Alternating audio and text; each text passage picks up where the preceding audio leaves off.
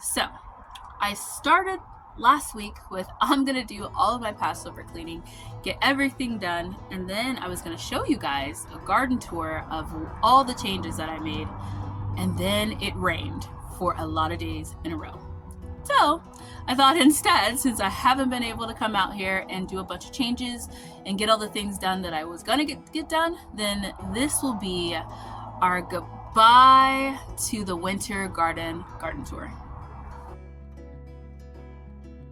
Hi everyone, welcome back to my channel. I'm Shamira Benson, one part of Team Benson, and it is time to show you guys the last of the winter garden. Now I'm gonna go through and tell you guys what I'm taking out and what I plan on putting it in its space, if I have decided that already. And also a couple of plants that I thought were what they were, and they're clearly not. So, which some of you guys have let me know what's what, so I appreciate that. All right, let's start this tour. Okay, first things first, we are going to start at the front here of this lovely, beautiful garden, and we are going to look at our Vago cascading garden bed. So this one is our herb bed. We have a lot of herbs that need a big harvest, but most of these herbs are staying. The cilantro I'm going to harvest down, or probably just even pull out, because as you can see, it's already trying to go to seed. That's what these different shades are. Cilantro doesn't do well with the heat, so that's what happens. I do have a basil I can put in its place, and that one I have just picked up, or I could just let this thyme grow out. The basil will be fine though during the summer. Now all of this thyme, this is dill. I am going to give the dill a big giant haircut because I want to make some dill butter. So we're going to give that a haircut so I could go ahead and do that. And then the rest of the dill, once I have that made and maybe get some pickles done, I'm fine if it just goes, because then hopefully I can get some monarch butterflies back here. Now over here we have some parsley that is gonna be staying. I just take the parsley all the way down to like these new little leaves, and parsley is something that we use a lot of, so I will be drying a lot of it. The rosemary also will do fine during the summer, so that one is staying. And if you can believe it, we do have some more stuff in here. It just isn't visible. We have some chives that will stay, and then we also have some sage. There it is.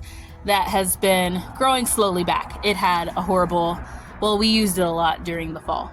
And then we have some thyme that is finally starting to get its footing. It did not love the winter. Up here we have some garlic that seems to be doing pretty well. We have a couple pieces of garlic that kind of fell down with the wind, so I'm gonna try and maybe put those back up. We have a moringa tree that, I don't know, I think it might have died, guys. I don't know about that one. And look at this, our mint is back. Now guys, I really love this Vago cascading garden bed. It has allowed me to put a bunch of stuff in an area that is close to my back door, and a bunch of stuff that I use regularly. Every time I'm cooking dinner, I'm coming out here and I'm grabbing what I need. And I thought that the metal was going to be bad in the summer and it was going to cook my roots, and it actually doesn't. It actually keeps everything nice and cool, and it's given me a really good deep growing space, which is why I think my garlic looks way better this year than it did last year. So if you guys are looking for a good garden bed, I will link this one down below. You do get a discount with my code. You guys see that little guy? It's some type of little bee or something. I don't know what it is, but it's enjoying its life. Now over here is my Brassica bed, and we have a lot of Brassicas coming out. So I'm gonna get at least one more round of greens, but I'm gonna take these all the way down to the nubs, and that way it can grow back. My celery here and here are gonna stay, but I'm taking out this bolted bok choy. We used a lot of bok choy this year, like a lot. And so we're basically just done with it, but I think I'm gonna try chopping it up and freezing it. This bok choy too, my purple bok choy, I'm also gonna take that out. My kale, I'm gonna be leaving all of the kale for like another round. This one probably will go pretty deep into like late spring, early summer. So I'm just gonna continue to get kale because like I said, my ratios were kind of off on the kale. Now this cabbage, just realized that it is trying to go to seed. So I'm just gonna go ahead and take this cabbage out, and I'm gonna chop this up and freeze it as well.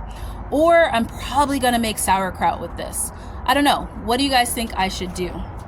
Now the squash I have already cut at its roots, so the roots are still left in there. I'm gonna bury some of the leaves, probably from the broccoli, in here, so that then it can start getting ready, because this will be the first space that I try and start the corn, here and here. And then over here, I'm going to put in black-eyed peas. Forgot I was saying that. And then over here, we have some Kentucky Wonders that have popped up, and they are happy. Now down below, before my spinach starts to bolt, I am definitely going to harvest all of the spinach, and I am going to freeze it. And then below here, I think I'm going to try and add some radishes or some snowball turnips in their space.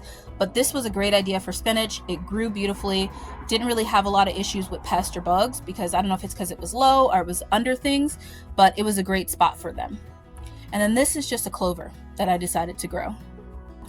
Now here in my Dollar Tree stackables, I'm taking up all of the lettuce, because it's already bolting, and I'm taking up all of the spinach, and I'm going to freeze that. I'm going to leave the celery because it will go pretty far into the spring and early summer. And I'm also going to leave this kale, because this kale never got really that big, but I think that it'll do better now. And then in the rest of these spots, I'm probably going to plant some beans. Now guys, I'm super excited because I got something really, really cool in the mail from one of our subscribers. I was hoping to have everything cleaned up so that I could show you guys, but it's pretty big and I can't fit it back here quite yet until I get all of this organized. So as soon as we get done with that, which will probably be later on this week, I'm gonna be able to show you guys, and it's pretty cool. Now over here we have Tomato Alley, which is not Roma Tomato Alley. It is a kind of bunch of different random tomatoes. So these ones are kind of looking like they could be Romas, because they're more like a oblong shape. But then we have these that are clearly cherry tomatoes. And some of them have already started turning red. So it is what it is. It's gonna be fine. At least I'm not gonna have a lot of Romas this year, but you know what? We will still have tomatoes, and I still greatly appreciate having tomatoes. Now we do have a couple of new plants that are going to be going back here. We have the basil that I bought, just a basil from Trader Joe's. I do one every year, so I'm going to go ahead, trim that up so that it's ready to go in the ground. We have some Mexican oregano. I'm going to talk about that in a different video and why I chose Mexican oregano. And we also have our sugarcane over here that is doing quite well. Now, moving along to on this side, we have our celery that's finally starting to get some height to it. I think it just needed more sun. I don't know. And I think that when I separate them, I might have damaged a little bit of roots, but as you can see, they're starting to get healthier and get themselves back. Not as big as the celery that's growing in the pots. So I also think that it might, or in the raised beds. So I also think that it might just be this area. We have some snapdragons that look absolutely gorgeous, and they're going to start flowering again. Down below, we have all of our broccoli. Now, after getting the big heads of broccoli, it just gives these little small ones. So I think I'm going to go ahead and pull these broccolis, and I'm not really 100% sure what I want to put in there, so you guys have to give me suggestions. Down here is the lettuce that I'm going to be pulling because it's getting a little bitter, and I think I'm going to put my green onions back in there. So guys, now I'm going to show you something that I am really, really excited about harvesting, and I'm probably going to dig in there and just see if I got at least one. And that is these potatoes. These potatoes have died back, which means they are ready. These ones still have a little bit of life to them, but I just want to dig down in here a little bit. See guys? See, I already have a potato. I'm just gonna stick that right there while I finish the garden tour. I'm probably gonna go ahead and do these next in the next video since I've already started digging around in there. But I'm excited. I cannot wait to see how many potatoes we get. Now over here we have our sweet peppers. These ones are our Carmen sweets, which are coming in like crazy over here, and they're getting nice and red. We have our banana peppers on this side, which are also coming in nicely. And then we have our bells over here, which are giving me little small bells, but I'll take them. I will take the little tiny bells because they still taste like bell peppers. We have red, orange, and green. And then we have our curry tree right back here with our other trees. We have a dwarf Mexican lime, we have our grapevine, which I don't know if it's gonna grow back. I don't know if Yuli's growing back, guys. And then we have our dwarf mulberry, which never seems like a dwarf because it is giant. Apparently that just means it has dwarf berries. Look at these peppers. I'm so excited because these are my favorite peppers and we grew a lot this year. Now also over here we have some onions going. I was hoping that I would have more onions in this spot, but I do have some pretty solid onions. Like they're growing in really nicely and they're healthy, so I'm just gonna be happy with that. I have a tower basil. I had talked about having Genovese basil versus tower basil, and this is why. My Genovese basil has big giant leaves. The tower basil does better, but it has really small leaves, but it does grow a lot bushier. They still taste like basil. It's just that it makes your caprese salad a little weird. On this side, we have some borage, which is starting to flower and look beautiful. Our chocolate mint looks like it's gone through some stuff in life. And then our julep mint is actually growing back. We have tomato, which now I don't know. I don't know if it's a Roma or if it's a cherry. We don't know. And then we have our eggplant. That one's a Black Beauty eggplant. This one is Big Nisi. That one is an Ichabod eggplant. All of these are coming out. So all of these cauliflowers are coming out, and I am putting carrots in. All right, guys, I'm back. Phone overheated. It's Arizona sun, no joke. It's not actually even that hot today. I think it's like in the 70s, and we got pretty cold while it was doing like the whole raining bit. But yeah, phone still doesn't like direct sun. Okay, back to over here. We have some Italian oregano that is doing really, really good. I'm gonna start drying a lot of this. So anything that's kind of like sprawly, I'm gonna cut down and just let these bottom pieces grow out. And then our lemon balm is starting to bounce back a lot. It got like these dry patches from the cold, but now that it's not getting cold damage, as you can see, it's coming back in pretty nice. Now we do have some cilantro. This cilantro is actually almost fully bolted. So I'm planning on making a cilantro soup. Our goddaughter loves my cilantro pea chicken soup, so I'm gonna make that for her. And we have some lavender right there. Over here we have our variegated oregano. I think that this is gonna do a lot better now that it's not cold. I think that the variegated oregano did not like the cold, and that's why it died back, but it's growing back just like our mint is. And then we have some Paris Island lettuce. This one will go longer than my butter crunch lettuce. We love the butter crunch lettuce more, but this one, make sure we have Taco Tuesdays. Now over here, we have our spearmint, which is growing like crazy, even though I've cut it back like several times. We have our stevia that is coming in nicely right there. I'm gonna take these off and save them for seed and try and grow more stevia on our homestead. So that's gonna be a thing. And then we have our eggplant over there, which is growing in, I think, some eggplant. I thought I saw one or two of them starting to come in. There's some flowers that might be bulbing up. So that one is a Black Beauty eggplant. Now for back here for all of this greatness. So this is one of the plants I wanted to clean up. This one is our San Marzano tomato. And as you can see, they are coming in quite nicely.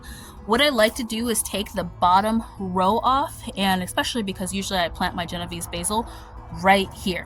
Now I should have did this a lot earlier, but I just did not have time, guys. It's been busy, like really, really busy. But I do want to go ahead and clean that up because as it gets hotter, it allows it to have like more disease. So don't want to do that. We have the indigo right there looking glorious. We have our snapdragon. I really wish all these years I would have planted a snapdragon in there because that is the perfect spot for it. Looks so pretty. Over here we have more Kentucky Wonders coming in on this side and on that side. I'm hoping that I will have a nice little arch in our kids' garden bed of Kentucky Wonders. We have some celery out here growing. Now this is the same celery that I planted in the pot, guys. It came from the same cell. It's just that I think it just likes it better in the ground. And usually that always happens, but yeah. We also have some more onions out here that are still they're looking really, really good. I'm excited for these onions this year. I think I'm gonna get some pretty large bulb. At least my fingers are crossed for it. All right, guys, I'm trying to get out of the sun. Now, one of the things I have to really, really consider when it comes to what I'm gonna be putting in the garden over the spring and over the summer is things that don't necessarily need me to babysit them as much, like things that we can water or put in some watering bulbs and kind of be okay with the heat, and I don't have to worry so much about shade cloth, because we are going to be going up to our land a lot so that we can start getting that built out. So I really have to consider that when I'm gardening this year, which is why where my purple cabbage is going, there's going to be something cool once this purple cabbage is done. But first, let's just look at this beautiful purple cabbage that it's trying its best to give me little heads of cabbage, which I really hope that it does. Now, when this purple cabbage comes out, I am going to leave my jalapeno peppers back there, which are giving me even more jalapenos, guys. This is crazy how many we have. I'm also going to be leaving the serrano peppers right there, which is also producing a lot of peppers. But these cabbages, I am going to put peanuts right here in front of it. Now, I might leave this parsley for a little bit until I can get all of our jars of parsley that I want full, but peanuts are going all in here. And then down here, we have some kale. I'm gonna leave this kale as long as I can before it starts getting attacked by whiteflies. So I'm also waiting for it to get hot enough to be able to put in my Armenian cucumber, which will go right here on this arch. But why peanuts? So this soil is gone through a lot trying to head up these cabbages, because I have 3 really big cabbages in here that are pulling a lot of nutrients from them, and then you tag on the peppers, the jalapenos on there too. That's pulling a lot of nutrients from this spot. So I want to plant peanuts because peanuts are going to be a nitrogen fixer, and that will help repair this spot for the fall. Now over here is where the Armenian cucumber is going, and that's not going to pull, that has a bunch of nutrients in that spot right there, which I'm going to continue bearing like leaves and stuff like that. Some of these purple cabbage leaves are going to get put down in there so that then we can keep providing nutrients to that area, because it's still too cold to plant your Armenian cucumbers. Armenian cucumbers like it hot, like they like it to be like 118 degrees. So you don't want to put your starts out too soon. So that one I am going to go get a start from the Arizona Worm Farm, and they don't even have them out yet. So that spot I'm not worried about nutrients, but the spot where these cabbages are, I want to make sure that next year when I plant my tiara cabbages there, well, next fall when I plant my tiara cabbages there, they have enough nutrients to really grow something beautiful. Now over here we have our Malabar spinach that's growing quite well. Now down here we have, this was our lemongrass, which I think died. Like I think I lost it. So I'm going to go ahead and just pull this up, and I'm going to plant another lemongrass in there. I do have some lemongrass seeds, so I'm just going to plant those in there. Over here we have the broccoli. Now, right now I'm freezing broccoli, so I'm go ahead and I'm taking all of these shoots off, and I'm just freezing broccoli for some future stir fries and some broccoli cheddar soup. Below it are like onions right down here. Right there are the onions, but what I plant in this spot is going to be my okra. So what I'm going to do is I'm going to cut back all of these leaves, and that's what I'm going to be using for worm compost in the other beds.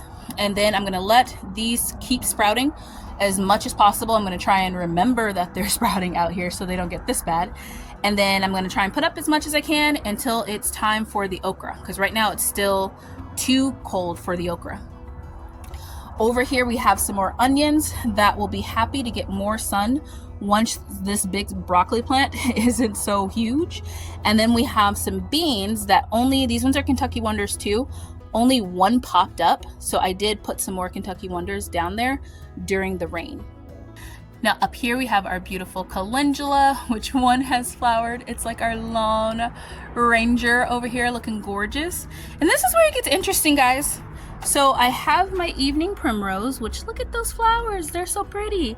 I have my chamomile right there, and then I have what I thought was a coneflower. I thought it was echinacea, and I thought that it looked weird. I was like, well, I know that there are other color echinaceas, but I never seen an echinacea look like this, but I could have swore that I bought echinacea. But for all of you guys that said it was a cornflower, not a coneflower, you are correct. But still a great medicinal plant that is also edible. So this is what happens when you are trying to do too many things at once. And that plant back there, that was my medicinal bed, and I wanted medicinal flowers back there. And I had said when I went to the AZ Worm Farm, I'm like, hey, where are all your medicinal flowers? And they said we have echinacea over there, and they named off a couple of things. And I went and picked it up, only to realize now, after you guys told me in my short that, hey, that's not echinacea, it is medicinal, and I will go over all the medicinal properties of it in a later video, but it is a cornflower, not a coneflower. You guys know how gardening for me has been going lately. But it is still beautiful and useful, so we're going to be happy about that and thankful.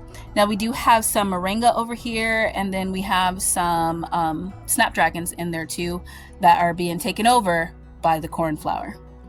Now over here we have our poblanos. I took the poblano peppers that were on it off of it, and it instantly started trying to grow new leaves and get taller and bigger. It has become way stronger too. I added these like little supports to it. I am going to be planting some bush beans in here. Look at this, guys. My tiara cabbage is trying to go back. No, girl. You are done. You are done. I need to get some dirt over that. But I have some onions that I didn't want to bury, so I need to either just put dirt in this spot and that spot and plant my beans in there, which is probably what I'll end up doing. But this bed needs some more soil in it, just because the worms went crazy because I put too many things to compost and not enough like soil and compost in there. So that's it. That is the beautiful garden. Now we are going to be making a lot of changes because, like I said, we have a really cool surprise that I can't wait to show you guys, that I need to make room for because it's big. But also I want to get our beds ready for the summer.